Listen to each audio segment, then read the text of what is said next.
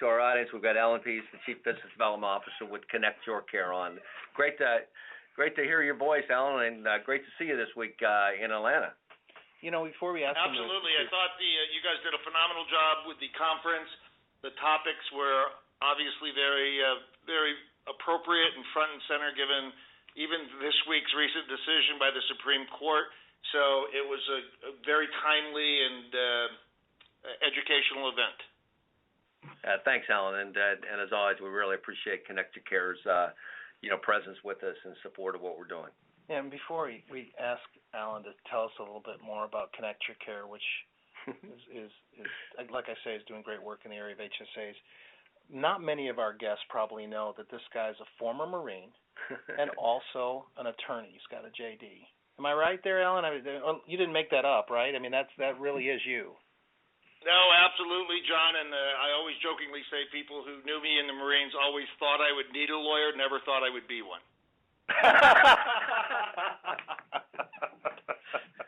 Well, those of you that have ever met Allen wouldn't have to guess he was a former Marine now. Allen, listen, all joking aside, give us a little background for our audience that may not know about ConnectYourCare, which I think is probably a rarity with your leadership position, but give a little background on ConnectYourCare and your position in this space, if you would. Absolutely, guys. So, ConnectYourCare, we are a administrator of all tax-advantaged accounts. We've been in the business for about 12 years, and I think our key differentiator is that we built and own our own platform, and it was built specifically by one of our co-founders to administer the complexity of all of these tax-advantaged accounts.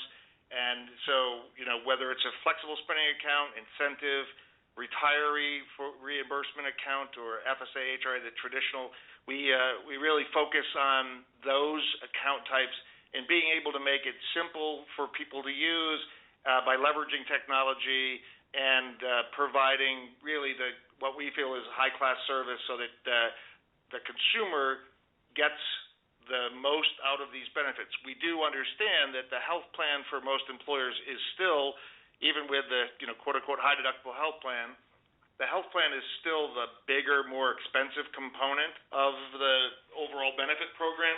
And so we strive to produce or provide what we call a no-noise solution for the HR benefit team so their employees can really focus on other things and maximize the value of this benefit. Allen, thank you for that, and a great description of your position and in the marketplace. And you mentioned about your own homegrown system. I mean, what are the components of a well, I mean, what is it that makes a great CDH platform? What are those components? John, it's sitting in finalist meetings, talking to HR benefit managers and teams, and even with their technology resources, it becomes very apparent that they're all looking for a seamless solution that really leverages technology. And when I say technology, 10 years ago, everybody wanted everything to be on the web, and if you weren't on the web, then you were not relevant. Today, it's all about the mobile devices. I mean, when we were down in Atlanta, and I was lucky enough to attend the Dallas event, I mean, you see everybody walking around. They're constantly on their smartphone, utilizing a mobile device, whether it's an iPad or some sort of tablet.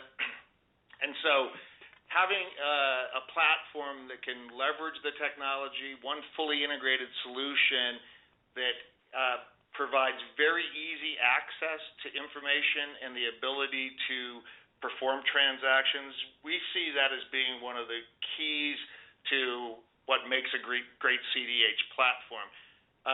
We've been fortunate this year. We've won lots of very significant clients. We actually have the 12th largest employer in the country just moved over to ConnectYourCare because of a very unique functionality that we have. And they don't have people that are sitting in front of a desk or a computer 24/7. I mean, they have people that are working on a loading dock. They're out on the road. They're all over the place, and they need to be able to access these products and services when the medical need arises. And as we all know, I jokingly say we have 24/7 live customer service at CYC, and I'll be the first one. That's what we call ourselves, CYC. I'll be the first one to say we don't get a lot of phone calls at 2:30 or 3 in the morning, but the person that's calling at that time really needs an answer. And so it's that integrated solution, one platform with all of the components available to it that make it very appealing to employers and their employees. Alan, Ron Bachman here. One of the weak spots, it seems to me, of consumerism has always been the health literacy, understanding your own health and healthcare choices and the transparency of information, which way to go. Seems to me one of the uniquenesses that you've been able to sort of try to bridge is not only health literacy, but now as these accounts have accumulated, people start to need information on financial literacy. What do I do with all these dollars that I'm accumulating? If I'm accumulating for retiree support, where do I invest my money? How do I know how much money I can have? How much is going to accumulate? How much should I set aside? What are the real tax advantages? So talk to our audience a little bit about both your health literacy, having people understand, and also the financial literacy aspects. Sure, Ron. You're right on point. It's a major topic that we're focused on, and we're hearing this from other major players in the industry, some of the really big financial services firms. People are starting to get that correlation between your health and your long-term wealth accumulation and what it's going to mean for you. And the Affordable Care Act, as we know, has got some specific provisions that think about or try to address that. For some of us older guys, we may get to see some Social Security or some government benefits, but certainly for many of the younger audience members, the likelihood of having a robust government program there to provide funding for their health care upon retirement is, I would say, probably skeptical at best or, unlikely. And so we're really taking a proactive approach to try and explain to people and provide them with that financial literacy. And it goes back much like the very early days in 401k, right? Why is this important to individual? How much do they need to save? And we provide them with some very simple to use tools that they are able to determine what's the best mix of both savings as well as investing within our HSA products. And if I may also say, the other thing that's critically important, we've always believed this, is the need to communicate. We believe in communicating early and often. You can't do it enough, and it's got to be very, very simple because people are busy. Back when we were all getting insurance from our employers, most people spent about 5 minutes looking at it during open enrollment, and they picked whatever they picked, and they had it for the rest of the year. Obviously, your organization is in the forefront of helping individuals understand that that's not the model anymore, and we have to start thinking about healthcare like consumers think about everything else in their life. Yeah, and you're right. And we can't just turn on a light bulb and expect them to be consumers, can we, Alan? We've got to educate, communicate. To your point. Absolutely. Yeah. Let's go back to your employer client and. How does ConnectYourCare help the employer client successfully transition, CDH? What do you guys do that helps that employer client, move that transition smoothly forward for their organizations? We have a program internally we call Market Connect 360, and what we realized is that the communication effort is not a one-time event. It really has to be an ongoing, comprehensive strategy, and using some of the behavioral sciences techniques we had a client last year that had a high deductible health plan alongside of a HMO or PPO, very low participation. We came in and worked with that client and this very unique product we have called HSA on Demand, and saw a 30% increase in participation just by helping those individuals understand the value of that solution and the overall benefit package. And more importantly, we also had executive buy-in from the leadership of the company. And so you take those two things and add in the right administrator and a company that will partner with you as an employer, and it's really the right mix and grows. You can see substantial increase in participation. Allen, you mentioned HSA on demand. I'm familiar with that feature, but maybe people in our audience are not. Could you describe that for them? Sure, John. So HSA on demand was really a collaboration between ConnectYourCare and one of our premier clients, Edward Jones, and we've spoken about this publicly, and they are always eager to talk about it. But what we realize, John, is that as we migrate people to the high deductible health plan, and they've been used to paying $20 for a copay, and they show up on January 3rd, and all of a sudden it's $350 for that same maintenance med they've been paying $20 for. It's a lot of sticker shock, and some people may not have any money to cover that. They certainly haven't made any contributions in their HSA, and they may not, be living paycheck to paycheck, and it's a big financial burden or potential financial burden. And so in collaboration with Edward Jones, we built out this product, the HSA On Demand, that allows the employer to accelerate the contribution. So the HSA functions very, very much like an FSA.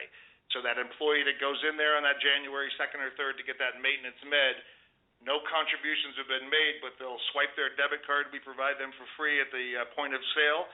That a transaction will be approved. They get their maintenance meds and they go home happy, and the magic is happening behind the scenes in a very seamless way to allow that to happen. And it's rather complex, so I'm not trying to be evasive in terms of the details, but we have a legal opinion from Alston & Bird that this is completely acceptable under the IRS code, and we also have a patent pending on the particular product. So we're very proud of that, and that's one of the reasons that this 12th largest employer moved, 80,000 employees within a year of going full replacement over to our product.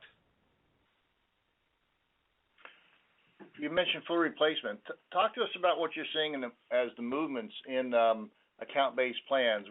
You're seeing more FSAs with this, HRAs, full replacement. What do you see from your perspective is happening to the market and the clients that you're signing up?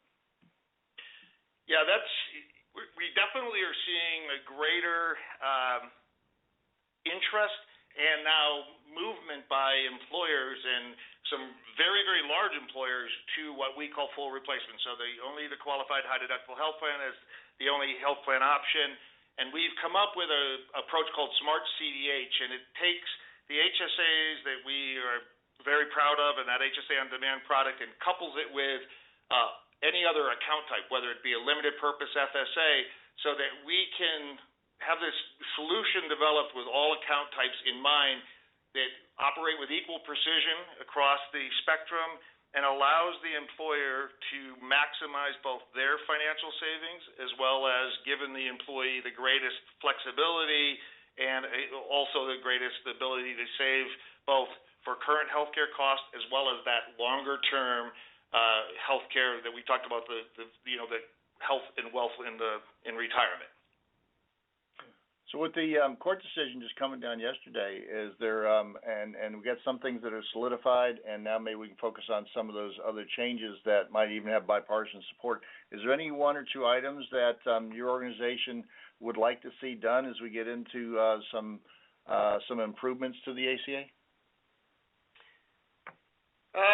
It's been a tumultuous couple of years, as you guys know full well. I mean, I got to listen to John speak during your portion of the presentation, John, down in Atlanta. I thought you were very insightful. Having that platform that we built and own, the flexibility to respond quickly, we certainly have some things that we would love to see happen. I think the key for us will be able to be reactive very quickly and in some cases proactive where possible, so that as legislative changes happen, we can accommodate our clients as well as their employees.